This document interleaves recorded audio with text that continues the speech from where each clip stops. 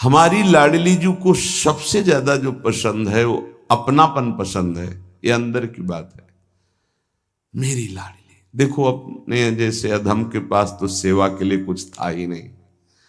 इत्र भी मांग करके गुरुदेव भगवान से लाते थे, वही इत्र भी देते थे। अपने पास तो केवल गुरुदेव ही थे, अपने पास केवल गुरुदेव ही थे, हैं, रहेंगे। जो है वो गुरुदेव का दिया हुआ है, अंतर और बाहर भी। इतनी मिश्री का भोग लगता था, जो वृंदावन के पुष्प वो समर्पित। और सबसे बड़ी बात कृपा की ये थी कि पर्दा लगा करके, और जब मिश्री इतनी रखते थे तब रुदन होता था, स्वामिनी जी आपके लिए कुछ नहीं है हमारे पास, बस हम जैसे हैं आपके हैं। कभी कभी रोटी मांग के जो सूखी मिली वो सामने से रज के पात्र में रख के जब दिखाते थे तो जो भोग लगता था हम तुम्हें कैसे बताएं कि रोटी रख गई और घंटों ऐसे बैठे हैं। भावोत्सवेन भजताम रस का। हमारी प्रियाजू को, अरे वैभव क्या, वैभव जिनका है वो तो उनके महावर लगाते हैं, और कौन सा वैभव प्रियाजू को पसंद आएगा। जिनका वैभव है वो तो महावर लगाने के लिए याचना करते हैं, उनको कौन सा वैभव। बस नमस्कार प्रियाजू को, मस्तक रखकर भूमि पर हाथ जोड़कर। और जो प्रियाजू को पसंद है श्याम, यदि आपके पास श्याम पुष्प नहीं है, श्याम मृगमद नहीं है, कस्तूरी, तो श्याम सुंदर का नाम और गुण तो है, सुनाओ उनको। गोविंद कथा, गोविंद नाम कीर्तन ये प्यारी जी को बहुत प्रिय है। जब आप सुनाओगे ना गोपाल सहस्त्र नाम, श्रीमद् भागवत के श्लोक जिनमें रूप माधुरी श्री कृष्ण चंद्र जी की, या जो महान ऋषिकों के, क्योंकि स्पष्ट समझ लीजिए, मेरे तन मन प्राण होते प्रीतम प्रिय, मुको तो भावती ठौर प्यारे के नैनन में, और खास बात नंद के लाल हरियो मन मोर। बस ये है हमारी श्री जी की पूजा। अगर समझ पाओ, पकड़ पाओ, श्री जी की पूजा यही है। तो बोले श्याम वर्ण के पुष्प और कस्तूरी आदि अर्पित करके 4 परिक्रमा करके। अगर आपको कुटिया में ऐसा विधान नहीं है कि आप परिक्रमा कर सके तो आप यहां कर लीजिए 4 परिक्रमा, राधा वल्लभ जी की 4 परिक्रमा कर लीजिए, या अपने ठाकुर को ऐसा सिंहासन रखिए कि सेवा के बाद ऐसी जगह विराजमान कीजिए जहां पीछे से परिक्रमा कर सके। बड़ा महत्व है परिक्रमा का। पूजा की पूर्णता परिक्रमा से ही है। कह रहे हैं परिकम्य और फिर भूयो नमत्वम, 4 परिक्रमा करके भूमि पे मस्तक रख के, स्त्री शरीर है तो पंचांग, पुरुष शरीर है तो साष्टांग। ये बहुत पहले आदेश हो चुका था श्री जी की प्रेरणा से कि हर साधक 11, 21, 51, 108 जितनी शरीर में सामर्थ्य है दंडवत करेंगे। तो ये तो सखी भी कर सकते हैं, प्रगट जिनका स्त्री शरीर है, पंचांग किया फिर खड़े हो गए, मंत्र जपा फिर प्रणाम किया, पंचांग फिर खड़े हो गए, 5, 7, 11 ये तो कर ही सकते हैं ना। इससे निश्चित आप देखना बहुत आनंद का मार्ग है श्री जी की 4 परिक्रमा। अच्छा, सेवा सब आप नहीं कर रहे तो दर्शन कर रहे हैं ना, सब सम्मिलित है सेवा में। निकुंज में सेवा कैसे, एक सखी पत्रावली लगा रही तो शास्त्रों सखियां तन्मय हो रही हैं उसी पत्रावली में, तो सबकी पत्रावली की सेवा हो रही। एक पान की बीड़ी पवा रहे, सब तन्मय हो रही तो सबकी बीड़ी सेवा हो रही। ये आंतरिक विषय है। आगे जब मन पवित्र होकर सेवा में जाएगा तो आप देख लेंगे। उसमें थोड़ा होता है कि मैंने पत्रावली नहीं, कि तू हट मैं पत्रावली करूंगी, कल तूने की थी, ऐसा नहीं। सब सखियों में एक ही मन है। अगर एक प्रियाजू को चंवर कर रही है तो अनंतों सखियां चंवर कर रही। ये बात तब समझ में आएगी जब वहां प्रवेश होना। पर मान लो सुन के, ये सुनने को ही मिल रहा है, बड़ी दुर्लभ बात है। श्रीपाद आगे जो कह रहे हैं, क्षिप्त दिव्यहार निष्क कौस्तुभादि चंद्रिकम गंधलिप्त वक्ष आत राधिकांग पल्लवम राधिका विचित्र वेशभूषणादि तत्परम राधयाभिलिंगनोद्गतांचि रोम विग्रहम। अंग अंग से रूप कांति प्रकाशित हो रही है हमारी स्वामिनी जी की। पार्श्व में विराजमान कौस्तुभ मणि धारण किए हुए श्री लालजू महाराज और पल्लवों से आच्छादित लता भवन में और पल्लवों की शैया में जो हमारी प्रिया जो विराजमान, अद्भुत वेशभूषा, श्याम तमाल के समीप मानो कंचन बेली लिपटी हुई हो, ऐसी गूढ़ स्वरूप वाली प्रियाजू लब्धानन्वम भजन विभवम चैक चोरो निशीथे। बहुत जोर की बात कह रहे, चोरी चोरी भजन करना सीखो। श्रीपाद कह रहे चोरो निशीथे, निशीथ कहते हैं अर्धरात्रि को 12 बजे। चोर का प्रोग्राम 12 बजे से शुरू होता है, नहीं होता?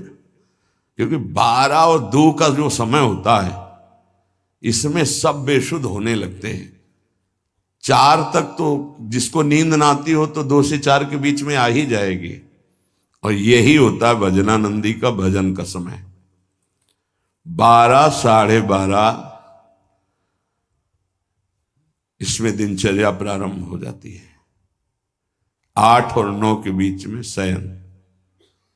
भैया कमाने आए हैं, यहां ओवर टाइम भी करना है, सब सो रहे हैं और उस समय जब हो रहा है लब्ध्वानन्वम भजन विभवम। अपने गुरुदेव भगवान की दिनचर्या काफी समय तक जब वहीं रहे तब देख पाए। सेवा तो बहुत वर्षों में उनकी कृपा से सौभाग्य मिला, पर नजदीक रह करके लगभग वो 2-2:30 बजे शयन करते थे और 4:30 बजे दिनचर्या प्रारंभ हो जाती थी। अभ्यास तो 2 बजे का पूर्व का था ही, जगने का अपने का भी। तो जैसे 12:30-1 बजे उठे तो देखा शांत बैठे हुए, तो अरे गुरुदेव इस समय बैठे हुए, बस जहां और 2:30-3 बजे लेट गए। 4:30 बजे सोच स्नान हो सकता। क्या जीवन को कैसे प्रियाजू के चरणों में समर्पित किया जाता है, गुरुजनों से समझ में आता है। कभी कोई बाल भोग, कभी नहीं, कभी कोई ब्याहुला, कोई उत्सव, 20 वर्ष नहीं, ये सब यहां हो रहा है, वहां नहीं। दर्शन कोई गुरु जी की, श्री जी की नहीं, संभाषण नहीं, आंख उठा के देखना नहीं, ये पास रहकर। ये अब जो है ना, तो बरसंत में वो सहजाद्भुत सौख्य धारम, सहज में सुख वर्षा कर रहे हैं, देख रहे हैं, संभाषण कर रहे हैं, आरती कर रहे हैं, सब दर्शन कर सकते हैं, प्रवेश नहीं।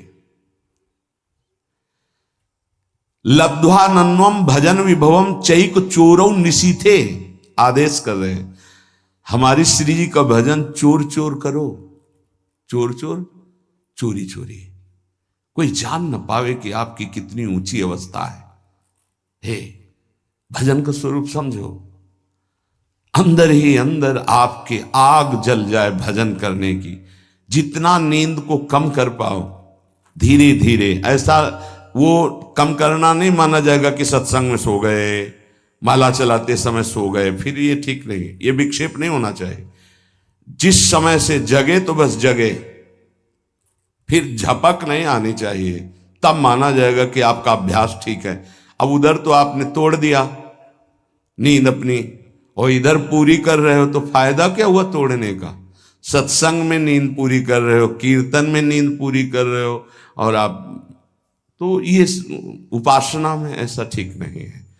उतना आप सोइए जिससे जगने के बाद फिर आपके झटके न लगने पावे। नहीं, ठीक राइट टाइम पे बिना किसी अलार्म के पूरे जीवन में उठने का स्वभाव बनाओ तो वैसे ही उठ जाओगे।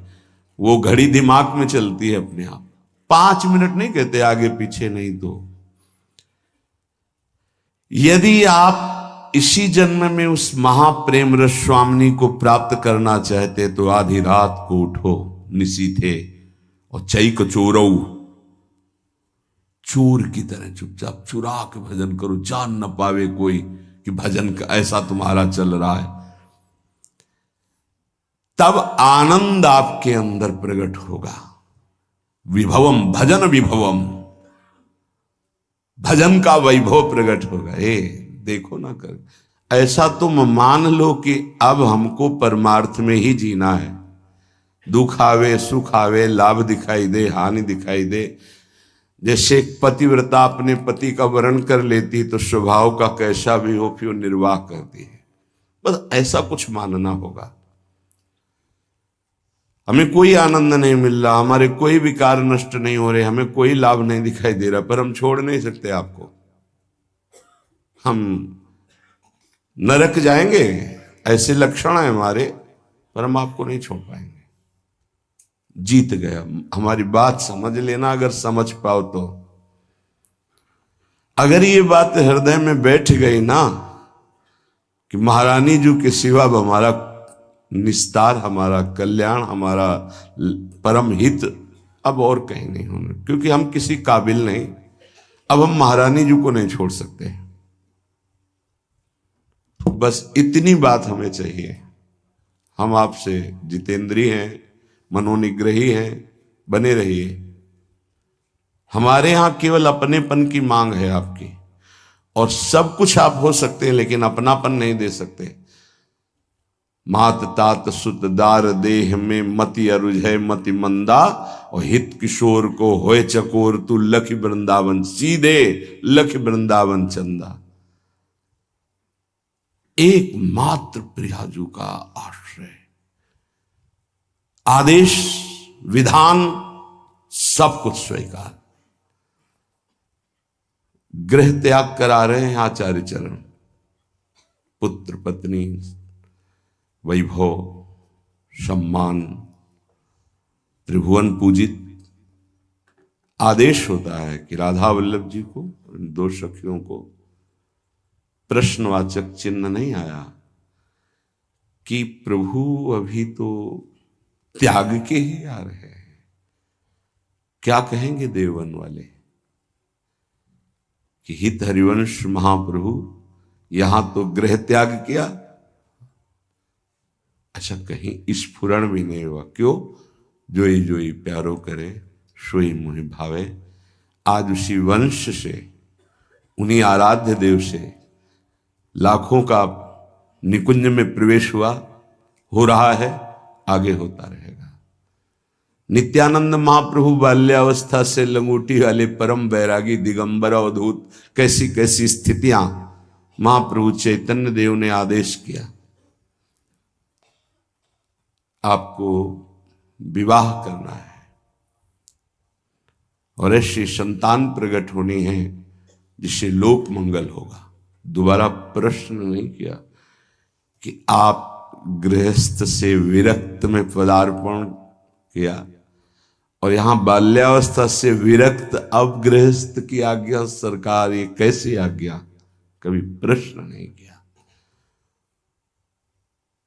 नाम जापक हैं, मार मार के खाल खींच दी गई, उनके हृदय में प्रश्न नहीं हुआ कि ऐसा विधान क्यों बनाया हरि। बहुत विचार करने पर उपासक को बहुत धैर्यवान होकर के इस मार्ग में चलना है। ऐसे चला जाता है ये मार्ग, ऐसे चला। कुछ पकड़ना मत तो वो आपको पकड़ लेंगे, गिरोगे नहीं। क्यों म्यों प्रश्न उत्तर ये सब नहीं।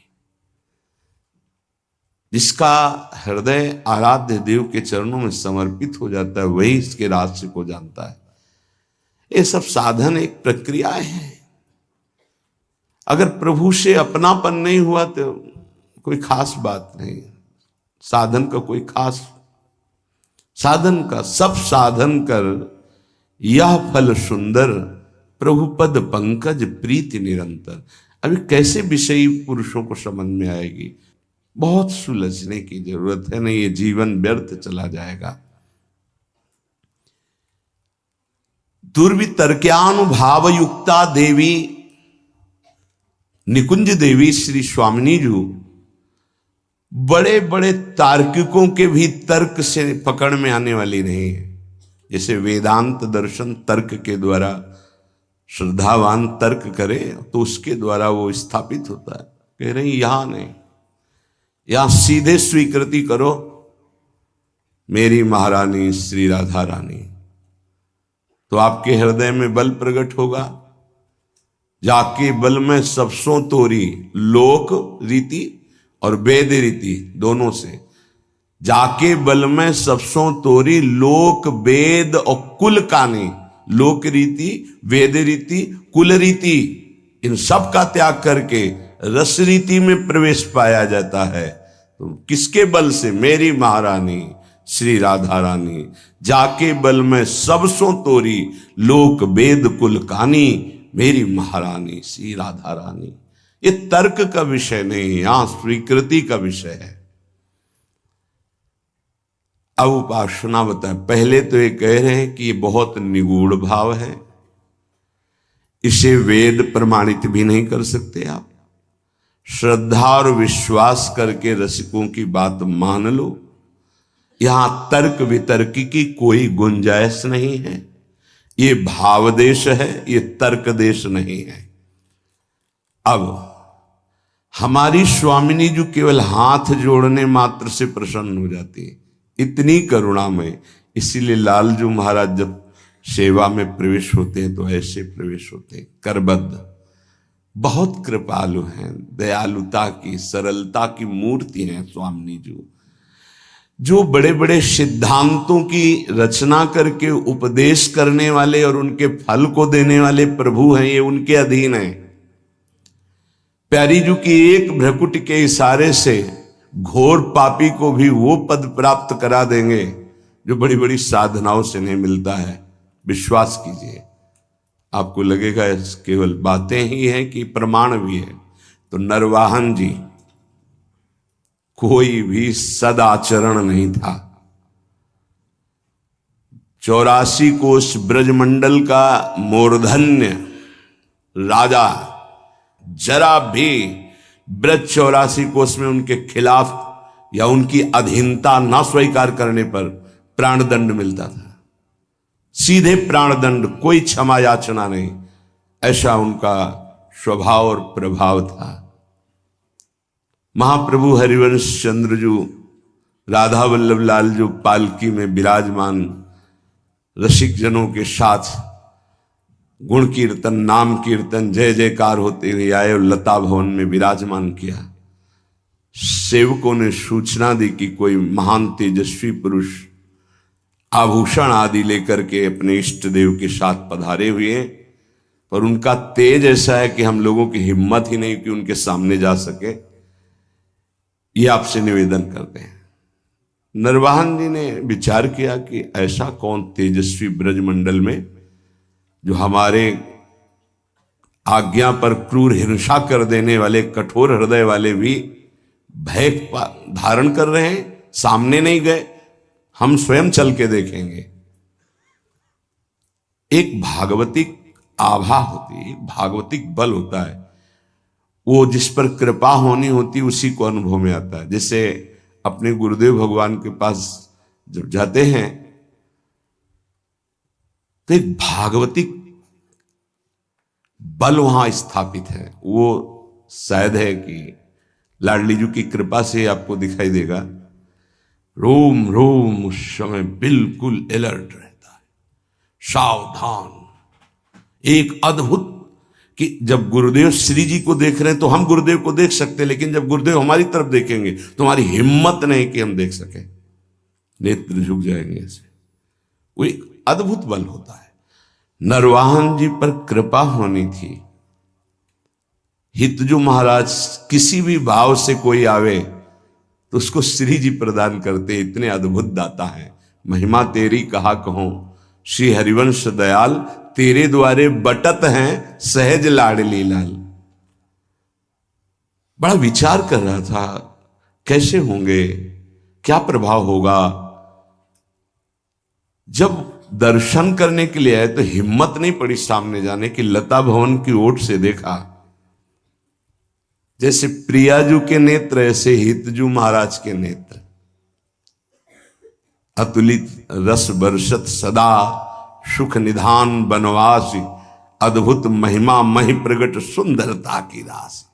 सुंदरता की राशि कनक द्युति देह रुचि, जैसे स्वामिनी जी के श्रीअंग की कांति, सात कुंभ तन गोरी, ऐसे हित सजनी स्वरूपा महाप्रभु हरिवंश चंद्र जी की अजान बाहो, कमल नयन, सुंदर नासिका, सुंदर थोड़ी, युगल चरणारविंद, पान किया और बस उन्मत्तता छा गई। अभी राधा वल्लभ जी को देखा ही नहीं था, केवल महाप्रभु को देखा था। बस हृदय में बैठा लिया। वहां रसिक जन कीर्तन कर रहे थे, राधा वल्लभ श्री हरिवंश, श्री वृंदावन श्री वंचन। बैठा लिया, राधा वल्लभ श्री हरिवंश, राधा वल्लभ श्री हरिवंश। ये नाम जपते ही कुछ दिनों में ऐसा लगने लगा कि मैं बहुत अधम हूं, अब नहीं करूंगा, अपने हाथ से किसी की हिंसा नहीं करूंगा, कभी चोरी नहीं करूंगा, कभी किसी से कर नहीं लूंगा, ऐसा। और एक तरह से परम वैरागी होकर रह रहे हैं, पर कार्यक्रम उनका वही चल रहा है। उनके अनुगामी जनों ने जैनी व्यापारी की बड़ी नौका को रोका और कहा यहां से निकलने वाले को कर देना पड़ता है। उसके साथ कई 100 सैनिक बलवान थे, तो सैनिकों के बल के कारण उसने कर देना अस्वीकार कर दिया। युद्ध हुआ, समस्त सैनिक मारे गए, जैनी को बंदी बना लिया, पूरी संपत्ति नाव की हड़प ली। छोटी मोटी नाव नहीं जिसमें 8-9 से सैनिक सुरक्षा में हो तो कितना ऐश्वर्य होगा। पहले नावों से ही व्यापार होता था। नौका पूरी जब्त कर ली गई, उसको बंदी बना लिया गया। और उसमें जो मुखिया थे, क्योंकि नरवाहन जी तो राधा वल्लभ श्री हरिवंश आठों पैर जप में लग गए थे, कैसी असीम कृपा हुई थी। पहले दर्शन में ही लुट गए थे, अब वो कैसे लूटेंगे। उनके अनुयायियों ने उस जैनी से कहा कि अगर आप जितनी संपत्ति है इतनी दोबारा नहीं मंगाते हैं तो आपको फांसी की सजा दी जाएगी। उतनी संपत्ति उसके पास थी नहीं। धीरे धीरे फांसी का समय निश्चित हो गया कि कल फांसी दी जाएगी। तो रात में 9-10 बजे शयन भोग लेकर के एक दासी गई और उससे कहा कि तुम सावधान, कल तुम्हारी मृत्यु का दिन है। रो पड़ा, मेरा क्या अपराध। बोला यहां अपराध नहीं गिने जाते, यहां कोई निर्णय नहीं होता, मारे जाओगे कल तुम। उसका कोई उपाय बचने का? बोले एक उपाय है, रात्रि के 12 बजे राधा वल्लभ श्री हरिवंश, राधा वल्लभ श्री हरिवंश जोर से उच्चारण करना। मुझे पूरा विश्वास है ये नाम तुम्हें बचा लेगा। अरे तो मरने वाले को जैसे संजीवनी बूटी मिल जाए। थोड़ी ही देर के बाद उच्च स्वर से शुरू किया, राधा वल्लभ श्री हरिवंश, राधा वल्लभ श्री हरिवंश। वो आवाज नरवाहन जी जहां एकांत में जप कर रहे थे वहां पहुंच। अरे ये तो अपराध बन गया, मेरे गुरु जी का कोई शिष्य बंदी बना लिया गया। तत्काल गए, खुलवाई जेल, अंदर गए, हाथ जोड़ा, प्रणाम किया और कहा मुझे क्षमा करना, मुझे पता नहीं था आप हमारे गुरु भाई हैं। अपने सैनिकों को बुलाया और कहा तत्काल पूरी संपत्ति दी जाए और अधिक संपत्ति इनको दी जाए। उनसे हाथ जोड़ के कहा कभी गुरु जी के सामने ये चर्चा मत चलाना कि आपको इस तरह से प्रताड़ित किया गया। आज से बिल्कुल आदेश लागू हो जाएगा, कुछ किसी के साथ ऐसा नहीं होगा, नहीं तो बहुत बड़ी गलती हो जाती। जहां उसको फांसी की सजा मिलनी थी वहां नवीन वस्त्र धारण कराकर सारी संपत्ति सब। उसके मन में आया एक बार तो उनसे मिलूं जिनके नाम के बल से मुझे सम्मान मिला, जहां मृत्यु मिलने वाली थी, और व्यापार में जो लाभ मिलता उससे अधिक धन मिल गया। उनका मूल तो मिला ही, और भी संपत्ति नरवाहन जी ने दी इस बात की कि मेरा गुरु भाई है। लता भवन में आए, पता लगा के महाप्रभु के दर्शन की सारी संपत्ति भेंट की। महाप्रभु ने कहा नहीं, आप इसका प्रयोग स्वयं कीजिए और कहीं लगा दीजिए। हमारे राधा वल्लभ लाल लता भवन में विराजमान, हमें इतनी संपत्ति की जरूरत नहीं, पर आप देना क्यों चाहते हैं? तो उनका आपके नाम के कारण मेरा जीवन बच गया, पूरी घटना बताई। तो मैं तो नहीं जानता नरवाहन कौन है। महाप्रभु को इतनी करुणा उदय हुई कि केवल राधा वल्लभ श्री हरिवंश नाम सुनकर ऐसा बुलवाओ कहाँ है। अब नरवाहन जी को बुलाया गया तो कांपते हुए आए कि पता नहीं। अब उनके हृदय में तो था मेरे गुरुदेव हरिवंश चंद्रजू मेरे इष्ट राधा वल्लभ, पता नहीं गुरुदेव क्या दंड विधान करेंगे क्योंकि गलती हो गई। जे भी सामने गए महाप्रभु को देखकर रो पड़े। ऐसा सौंदर्य, ऐसी करुणा महाप्रभु के स्वरूप से चरणों में गिरे। महाप्रभु ने कहा नरवाहन आज तुमने खरीद लिया मुझे। अब उनको आत्मबल प्राप्त हुआ। उनका तुमने कभी हमसे दीक्षा नहीं ली, कभी ऐसा संग नहीं किया, केवल सुनने मात्र से।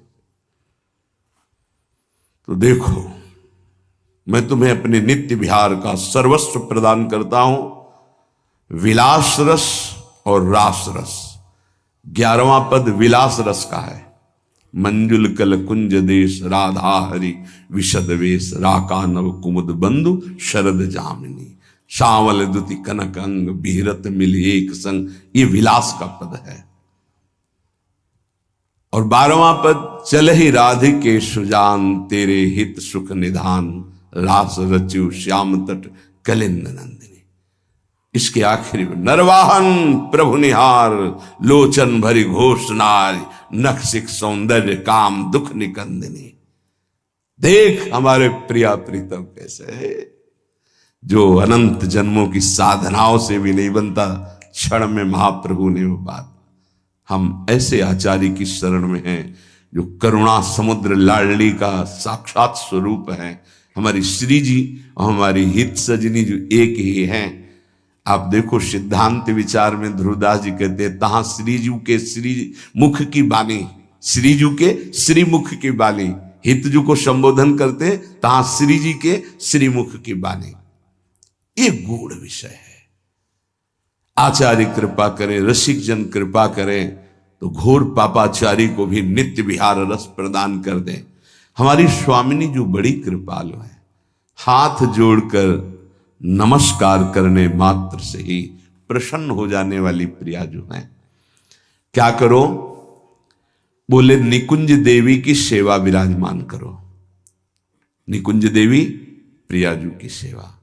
प्रियाजू ये नाम सेवा, राधा नाम सेवा, राधा वल्लभ रूप सेवा, ये प्रियाजू ही है। राधा ही जहां की वल्लभ है, यह है प्रेम उपासना। यहां की वल्लभ कौन है, प्रीतम कौन है?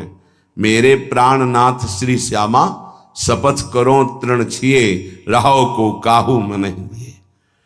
हमारी प्रियाजू को श्याम वर्ण बहुत पसंद है, प्रीतम के श्रीअंग कांति के कारण। तो श्रीपाद कह रहे हैं यदि श्याम वर्ण का पुष्प और श्याम वर्ण की गंध का आलेप कस्तूरी प्रियजू को बहुत प्रिय है। श्याम वर्ण श्यामा मयूरवैर परिचरो परिकम्य भूयो नमत्वम, कृत्वांजल्या नति सुविनयम दिव्य गंध प्रसूनई। सुंदर पुष्प श्याम वर्ण का हो, श्याम कमल या और भी श्यामता लिए हुए बहुत प्रिय है प्रियाजू को। कस्तूरी आदि का लेपन और सुगंधित द्रव्य आदि अर्पित करके, हाथ जोड़ करके, हृदय से अपनापन करके, परिकम में 4 परिक्रमा करके, भूयो नमत्वम, भूमि में मस्तक रख करके नमस्कार कर दो तो स्वामिनी जो अपना सर्वस्व प्रेम प्रदान कर देती है। बहुत करुणामयी। ऐसा कुछ नहीं लिखा जो सब कोई न कर सके। गृह में अपने स्वामिनी जी की सेवा विराजमान करो। राधा नाम, राधा वल्लभ रूप, गुरुदेव, आचार्य, ये सब स्वामिनी जी ही हैं। आचार्य भी स्वामिनी जी हैं, गुरुदेव भी स्वामिनी जी हैं। जैसे हित जो महाराज को सेवक जी कह रहे, मम स्वामिनी धनी, मेरी स्वामिनी, ऐसे ही आचार्य ही गुरुदेव हैं, तो गुरुदेव मम स्वामिनी, गुरुदेव मम स्वामिनी, आचार्य मम स्वामिनी, इष्ट मम स्वामिनी, कोई अंतर नहीं है। सेवा विराजमान करके